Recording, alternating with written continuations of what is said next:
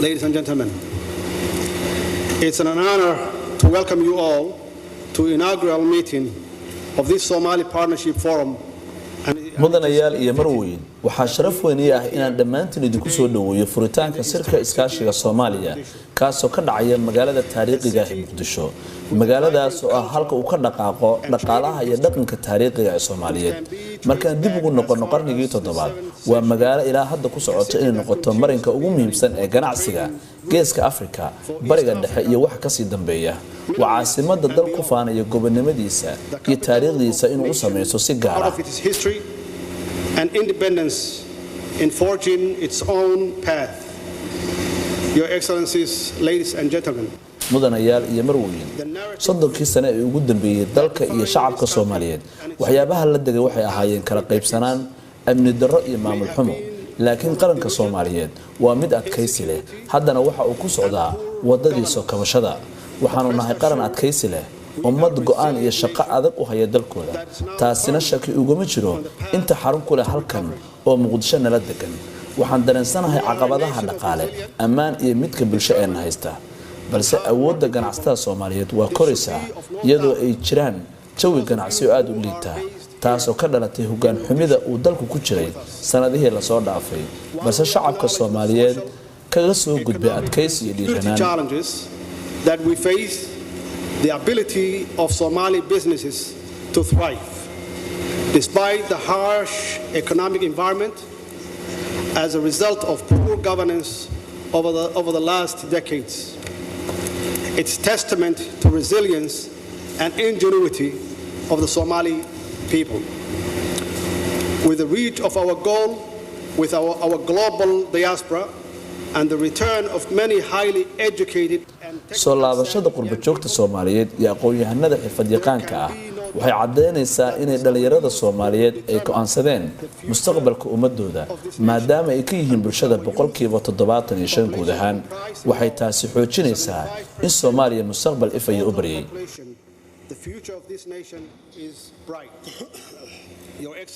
mudanayaal iyo marweyn xukuumadda federaalka ee Soomaaliya waxa ay si buuxda u ogtahay inay saaran yihiin shaqooyin muhiim ah oo degdeg ah in loo fuliyo ay tahay sidaas si la mid ahna waa muhiim in beesha caalamka ay wacyigooda geliyaan in xukuumadda federaalka ee Soomaaliyeed waxyaabaha u qabsoomay 6 bilood ee la soo dhaafay wax badan oo kamid ah inay ku fuleen taageeradiina iyo garbistaagiina waxaan xafiiska qabanay 8 bilood ka hor ilaa waqtigaas waxaan bilownay ama xaqiijinay wax badan oo dib u hagaajin ah waxaan qorsheynay jadwal 6 bilood la balse ajandaha muhiimka ah ee ilaa hadda waxaan baarlamaanka ansixiyay sharciyadii ugu badneed ee la horgeeyay waxay dheeyeen 15 sharci 10 kamid ah waa qabyo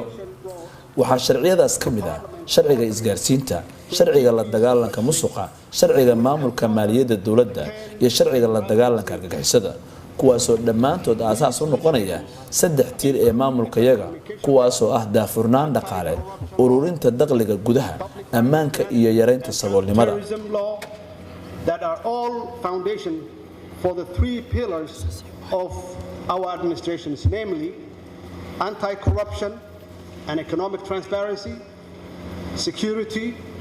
and reduce poverty, as well as military pension in order to ensure Somalia once again holds its sacred covenant with a veteran of our armed force who pledged and were prepared to pay the ultimate sacrifice to keep our nation safe. Your Excellencies, ladies and gentlemen, mudanayaal iyo marweyn si kastaba ahaatee tani waa qayb ka mid ah istiraatiijiyadda wax shaki ahna noogama jiraan sidii ay nooga go'an tahay inaan u fulino rabitaanka shacabka Soomaaliyeed ee ah inuu ka tago talada hab qabiil uu ku qaybsado uuna guuro hab dimuqraadi ah oo leh matalaad dhab ah la islana xisaabtami karo si taas aan u xaqiijino waxaan bilownay tallaabooyin aragti fog leh si loo xaqiijiyo xasilooni siyaasadeed oo muddo dheer waarta iyadoo looga sii gudbayo horay loona samayn doono dib u eegis dastuurka qaranka oo dhammaystiran taas oo adkeynaysa aas-aaska dhismaha hannaan sharci ah oo adag oo ka shaqeeya danta shacabka Soomaaliyeed sidoo kale waxaan garowsanahay in doorashada hal qof iyo hal cod ay sal u tahay siyaasadda guud ee Soomaaliya waxa kaloo jirta in la isku raaco waxyaabo badan waxaan hadda bilaabaynaa la tashiyo ku saabsan qaabka matalaadda ugu habboon ee doorashada annagoo kaashanayna hay-adaha aan wada shaqeyno ee xubinta ka ah dowladda federaalka ah si loo xaqiijiyo doorasho guud oo dhacda 2020 and constituency with our institutions and our partners in the federal member states to achieve universal suffrage in 2020. This will be the cornerstone. taasina waxay u dubdhaxaad u tahay damaanad qaadka xasilooni siyaasadeed iyo sharciyad xoog badan oo hesho xukuumaddeena qaybaha kala duwan ay ka kooban tahay qaabka kale oo aas-aas u ah xoojinta iyo deganaanshaha siyaasadeed ee dalka waa awoodda aan u leenahay inaan hormarino nidaamka maamulka ee federaalka ee nagu habboon waana sababta aan u galnay heshiisyo is-afgarada oo muujinaya dowrka iyo mas'uuliyaadka kala duwan ee dadka ku lugta leh si dib u eegis iyo dhammaystir loogu sameeyo dastuurka si kastaba aatee waxaan dardargelinaynaa xiriirka iyo wada shaqaynta aan la leenahay dowladaha xubnaha ka ah dowladda federaalka However, at a more practical level,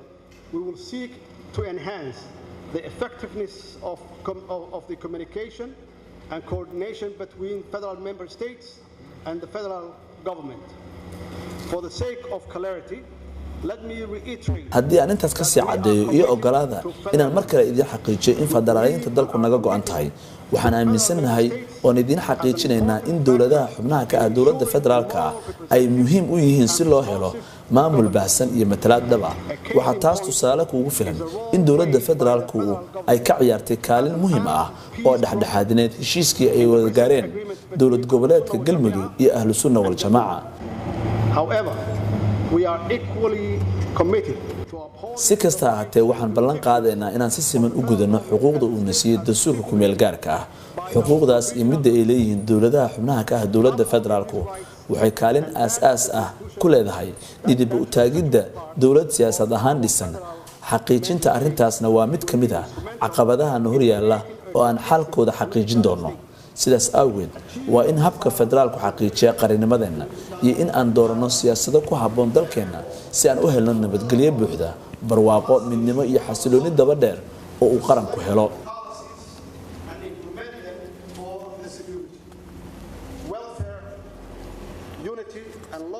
maamulidda iyo qaab dhismeedka cusub ee wasaaradda amniga gudaha aas-aaska golaha wasiirada amniga gudaha golaha taliyaasha booliiska iyo kooxo farsamo oo la shaqeeya booliska qaranka waxay tusaale u tahay sida ay uga go'an tahay hay-adaha amniga heer federaal iyo mid dowlad goboleed inaan la dagaalano si wada jira halka cadow ee aan leenahay waxaana aaminsanahay in maamulka la daadajiyo ilaa heer degmo waxaan sidoo kale ka dharagsannahay in hagaajinta dhaqaalaha iyo arrimaha bulshada ay wax badan ka tarayso nolosha shacabka guud ahaan diyaarinta adeegyada aasaasiga ee ah bulshada iskuulada daryeelka caafimaadka iyo abuurista shaqooyinku waxaan shaki ku jirin inay ka qayb qaadanayaan xasilooni siyaasadeed ee dalka uu helo waana sababta keentay in maamulka iyagu muhiimad gooniya siiyo dib u qaabaynta maamulka maaliyadda dowladda sidoo kale waxaan ku faraxsanahay inaan idiin sheego 3 meelood 2 meel barnaamijkii labaad ee dabagalista hay-adaha lacagta adduunka ay ku sameysay xarumaha dowladda waxaan rajaynayaa inuu dhammaan doono 10 cisho ee soo socota hirgelinta arrintaas ma ahayn mid sahlan siyaasad ahaan iyo maamul ahaanba laakiinse waxa ay tahay oo ahaan doontaa muhiimadaha iyaga koobaad maxaa yeelay xukuumaddani waxyaabaha ay u danaynayso ugana shaqaynayso soo kabashada dhaqaale ku imaan mayso haddii ay meesha ka maqan yihiin hay-adaha caalamiga ah ee ku shaqeeya dhaqaalaha waxaa higsigu yahay inaan yareyno saboolnimada 2% sanad kasta inaan abuurno shaqooyin inaan diyaarino fursado maalgashi ee dhanka beeraha xoolaha iyo kalluunka waxay noqonaysaa dhib haddii uu meesha ka maqan yahay qorshaha dowladda ee horumarinta kaabayaasha dhaqaalaha laakiin waxaan ogsoonahay inaan awoodi karin dib u hagaajinta kaabayaasha dhaqaalaha ilaa culayska deymaha dalka lagu leeyahay laga qafiifiyo maxaa yeelay si loo dhiso kaabayaashan waxay u baahan tahay in maalgashiga caalamka aan furno haddii si kale aan u dhigo haddii aynaan samaysan karin wadooyinkeenna si ganacsatadeenna yaryar ee beeralayda xoola dhaqatada iyo kalluumaysatadu ay wax soo saarkooda u keensan karin suuqyadeenna markaas waxaa sii adkaanaysaa hadafkii aan ka lahayn inaan yarayno saboolnimada waana sababta aan u aasaasnay golo qaran oo dhaqaale si looga faalloodo loona adkeeyo maslaxadeenna dhaqaale iyo muhiimadda ay siinayso xukuumadda federaalka ah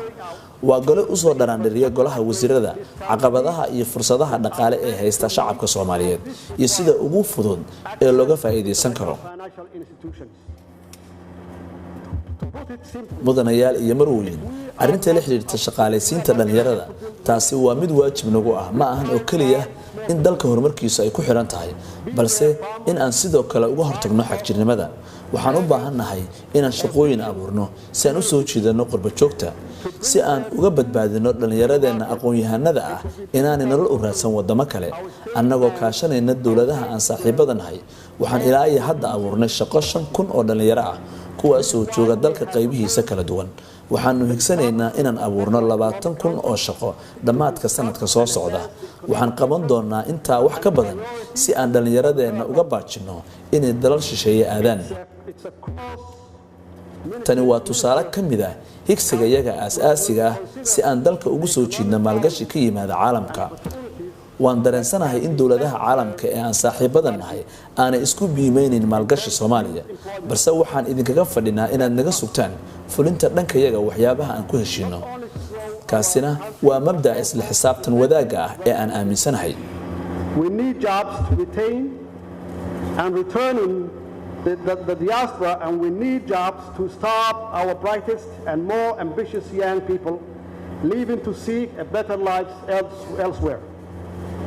Together with assistance of our international partners, we have created jobs